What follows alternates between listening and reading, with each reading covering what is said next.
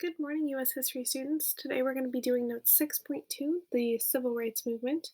Today we're looking at the nonviolent civil rights movement, the African American civil rights movement. Your essential question: why was nonviolence used by the African Americans in the civil rights movement?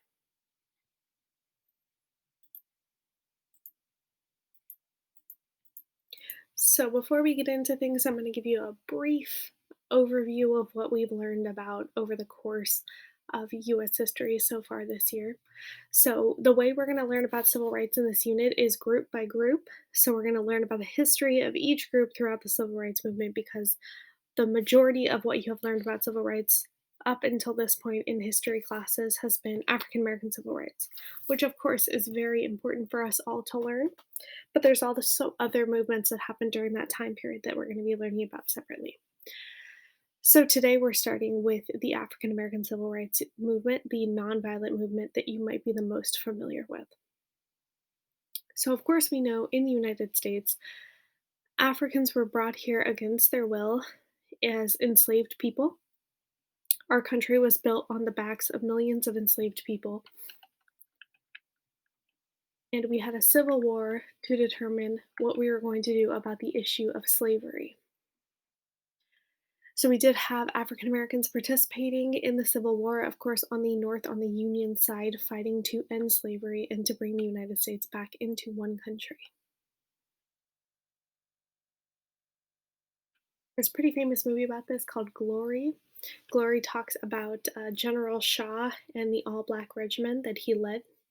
Over 1,000 black men joined the Union Army, which of course was the North Army, and then many helped by, other than being soldiers, by transporting supplies, being cooks, providing heavy labor, spying on the South. So, of course, we know that President Lincoln, issued the Emancipation Proclamation. And in this speech, he said that he was freeing all the enslaved people in the South. But remember, the people in the South did not consider themselves part of the United States. They had formed their own country, the Confederate States of America. So he didn't really have the authority to free anybody. And it really didn't do much to free enslaved people in the South during that time. But of course, what did was the 13th Amendment. After the Civil War was over, the North won, the South was defeated. The 13th, 14th, and 15th Amendments gave African Americans new rights. So, 13th, of course, ended slavery. 14th gave citizenship to anyone born in the United States, and the 15th Amendment was supposed to give African American men the right to vote. After the Civil War was over, we had this period of Reconstruction. Land was given back to these Southern traders who had fought against the United States. It was very hard for former enslaved people to be able to get on their feet. Remember, they were not able to read or write. It was illegal for them to be taught how to do these things. They were forced into signing labor contracts. A lot of them were homeless or jobless after slavery had been ended. So a lot of them started doing sharecropping or tenant farming, which meant they were in a cycle of debt and poverty that they could never get out of. Southern states also didn't actually guarantee the rights of Black people in the South, and there was intense poverty and discrimination. So, this time period became known as the Jim Crow era, and Jim Crow is actually based on this song and dance performer. It was a white man who put on blackface. He actually had heard an African American man singing, and he decided he was going to mock that and use it as a form of art to perform as this person. Jim Crow laws then were used. The name Jim Crow came from this performer, and Jim Crow laws were used to discriminate against African Americans. They established segregation in all facilities in the South. And segregation is separating people based on race. So that was saying that there would be different schools, different buses, different water fountains based on your race. And of course, the white ones were always superior to the African American facilities. There was intense racism happening at the time. And of course, we knew there was a resurgence in the KKK. which led to the Great Migration. So remember, the Great Migration was African Americans moving out of the South into northern and western cities. They also served and fought in World War One, and we had the Harlem Renaissance happening in the 20s and the 30s.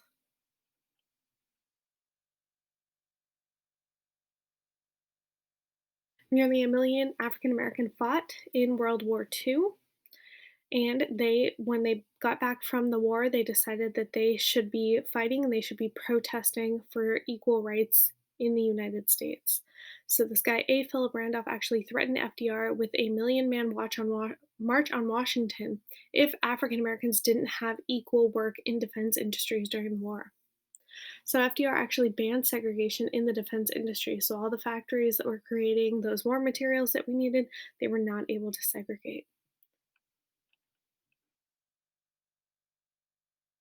And then, of course, as we learned last unit, President Truman desegregated the military after the war was over in 1948. And the last thing that's going to bring us up to where we are in history, Jackie Robinson, of course, would break the color barrier in baseball. He would be the first African American to play Major League Baseball in the United States, in the White League, I should say, because there was also an African American league. And he won the Rookie of the Year in 1947. So the time period we're going to be talking about is the 50s and the 60s in the United States. Lots of things happened during this time period. Civil rights movement, we're talking about 1954 to 1968. I put these timelines in here in case you all want to go back and look at them later. We will have a final project that has to do with civil rights. So, in case you want to check out a specific incident or learn about a specific person, all these timelines will be here for you.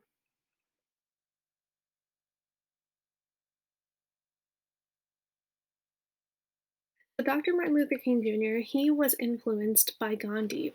Gandhi had used nonviolent protest in his tactics in India.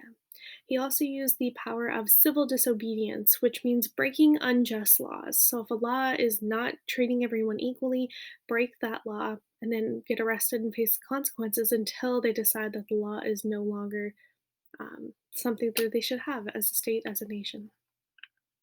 Dr. King preached love, and he was trying to get white American support for the civil rights movement. So they began by using the court system. 1954, 1955, the Brown versus Board of Education Supreme Court case. This was actually 5 different cases that was all wrapped up into one official Supreme Court case, but it was 5 different lawsuits against different school districts. And it's named Brown versus Board of Education after a young girl, 7 years old. Her last name was Brown, and she was trying to go to school in Topeka, Kansas. It was her neighborhood school, it was right by her house. She wanted to go to school there, but she was not able to because she was African American. And so they sued the district and they won. So they decided that separate but not equal is in fact inherently unequal, and it actually hurts the psychology of small children. It makes them feel inferior to their counterparts.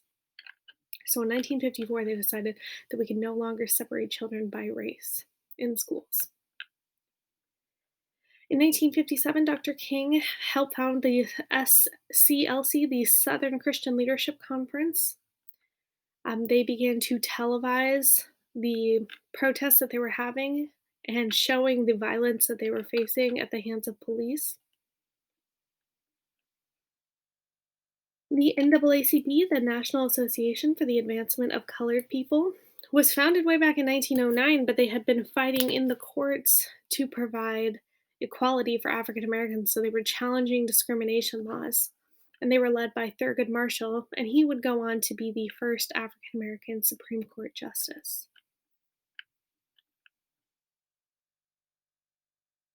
They also protested by boycotts. I'm sure you all have heard about the boycott that happened in Montgomery, Alabama in 1955. Rosa Parks here, she refused to give up her seat on a bus and she was arrested for doing that. A white person needed her seat apparently, and so they said that since she was African American, she had to stand. She had to give the white person her seat. She refused, she got arrested, and so they began to boycott the bus system in Montgomery, Alabama. They boycotted for over a year, and this went all the way up to the Supreme Court. They ruled that segregation on the bus was illegal and they forced the bus company to integrate. Now, while the Supreme Court had forced schools to be integrated in the 1950s, most places in the South they had legal segregation required, so this was going to be a big transition for them. Little Rock High School in Arkansas was desegregated in 1957 by a federal court order. The governor of the state of Arkansas ordered the National Guard to keep African American students out of white schools, but then the president had to send in the military National Guard in order to escort these children to school. These high school students were known as the Little Rock Nine. There are those students there.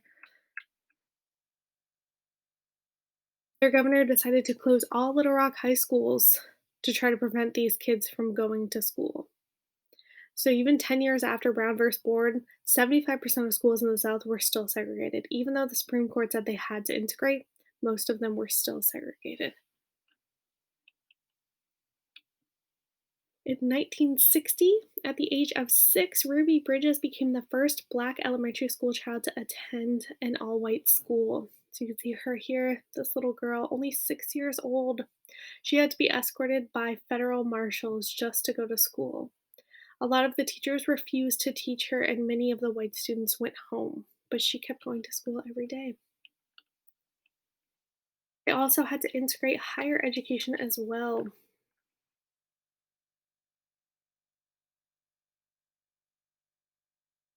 And the governor of Alabama was very much against this. His name was George Wallace, and he gave his inauguration speech when he took office, and he said segregation now, segregation tomorrow, and segregation forever.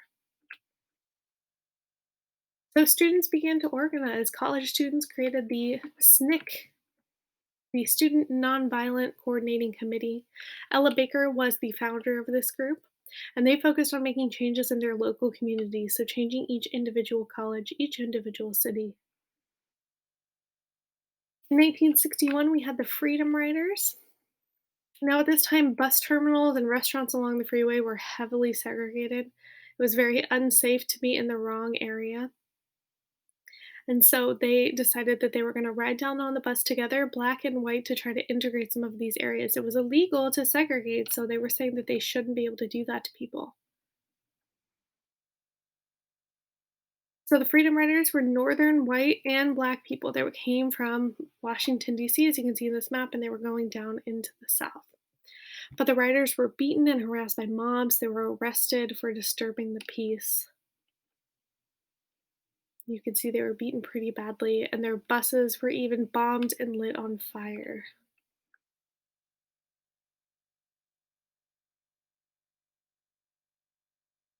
All for trying to integrate.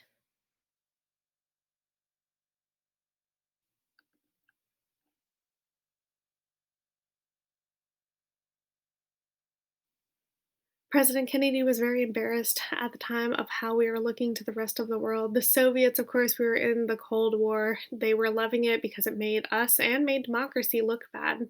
So President Kennedy sent down federal marshals to help protect these riders. In April of 1963, in Birmingham, Alabama, Dr. King went to help desegregate this city. Birmingham was known as the most segregated city in the United States. So Dr. King and others were thrown in jail, of course, when they went down and tried to integrate. But while Dr. King was in jail, he wrote one of his most famous letters, the letter from Birmingham jail. In this letter, he wrote, "For years now, I have heard the word wait. It rings in the air of every African American with piercing familiarity. This wait has almost always meant never.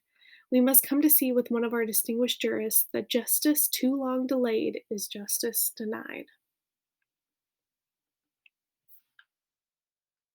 So they began to encourage young people to use jail as a method of protest, to no longer consider going to jail to be such a terrible thing because they were breaking unjust laws. They were going to jail to fight back against unjust laws.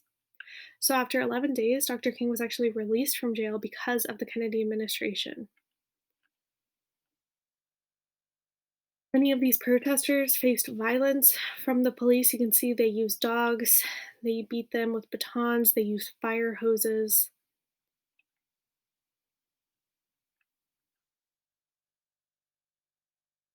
And so, because of this, they did start to desegregate the city of Birmingham, Alabama. Another tactic they used was sit ins. So, this was something where they would go to restaurants or lunch counters, like you see in these pictures here. They would be all white lunch counters, and so they would go and they would sit and they would ask to be served. Pretty much just like walking into a restaurant and asking for a table, right? So they would go in, they would sit down, they would ask to be served. And then once they did that, they were told to leave. The police were called. People were harassing them. You can see in these pictures. People were pouring things on their head. People would beat them. More than 70,000 people participated, and more than 3,000 were arrested. But it worked. It caused many restaurants and cities to desegregate. It proved that nonviolent protests could work. Unfortunately, there's always backlash to any progressions that we have in our society. So on September 15th, 1963, after these Birmingham marches, after they were doing so well at desegregating, a church was bombed. And when this church was bombed, four little girls, aged 11 through 14, were killed in the blast. Birmingham had so many bombs happening in their city at the time, it became known as Bombingham. There was over 63 terrorist bombings with no convictions.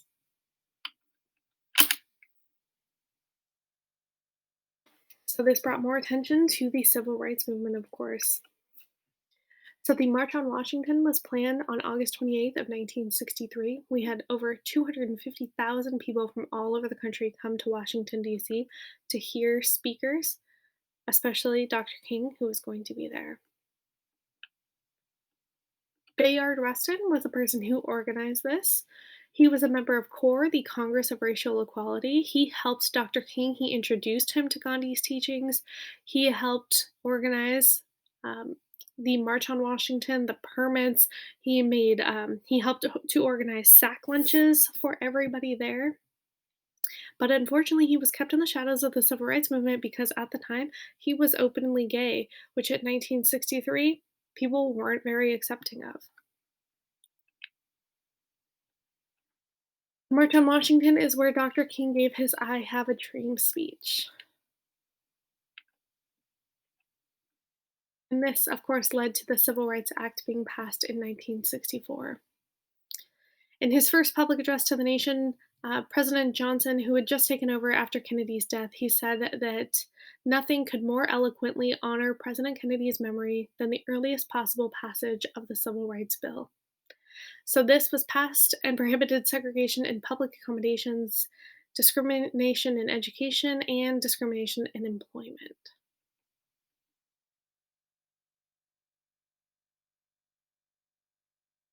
So they began pushing for education as well. Northern whites and blacks were going down into the South to try to educate people, try to help register African Americans to vote. In Mississippi, African Americans were a huge majority of the population, but they made up less than 1% of the registered voters because of the terrorism that was happening and the racial laws that prevented them from registering to vote.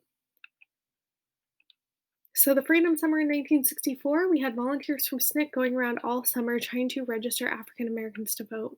But the work, unfortunately, was dangerous and even deadly. They were facing violence, intimidation, murder, all for just trying to register African Americans to vote. Three of these civil rights workers, they would be murdered.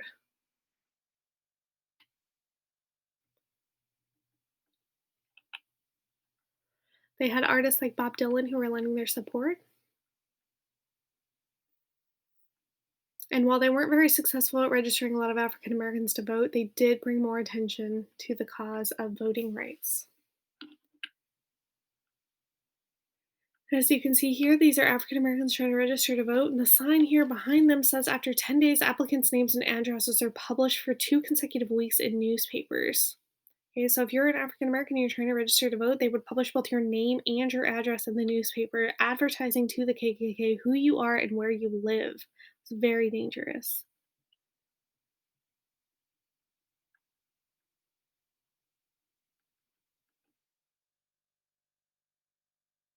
In Selma, Alabama, they were also trying to get people registered to vote.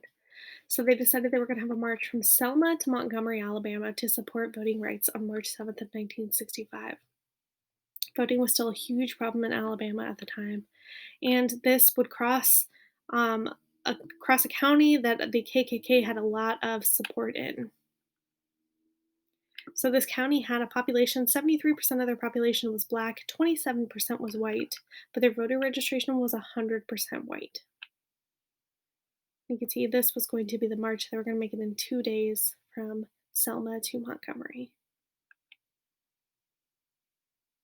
But as soon as they started their march, they faced the police and instantly a lot of violence.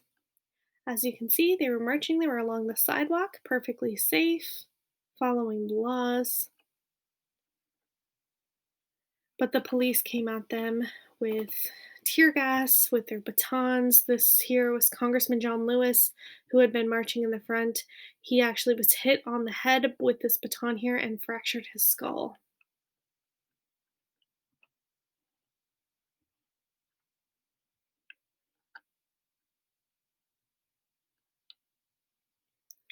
And this was televised. So people all over the nation were seeing the violence that they were facing. It was a big embarrassment to President Johnson at the time, so he ordered the National Guard down to help protect the marchers. He went on television promising a new Voting Rights Act, and he used the phrase from the Civil Rights Movement, "We shall overcome." So this helped them to get the Voting Rights Act of 1965 passed. This eliminated any literacy tests. They used to use literacy tests to try to prevent African Americans from voting. They would have much more difficult tests for African Americans than they would for white people. And that year, over 400,000 African Americans registered to vote in the Deep South. Over the next 3 years, almost 1 million African Americans registered to vote in the South. By 1968, African American voters had a significant impact on Southern politics. We did start to have fractures in the civil rights movement, which we'll learn about in our next set of notes. People who didn't agree with these nonviolent strategies. Huey Newton and Bobby Seale would form the Black Panther Party, and they called for a violent revolution. And Malcolm X and the Black Muslims were critical of Dr. King and nonviolence. Like I said, we'll get into all of these groups, but that'll be in Note 6.3. Most people consider the end of the civil rights movement with the death of Dr. Martin Luther King Jr. in 1968.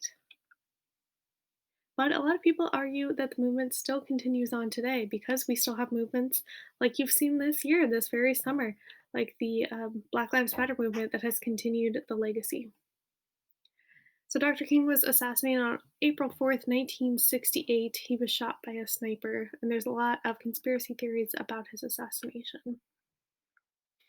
So that's the end of your notes for today. Don't forget to write a summary, a couple sentences about what you learned.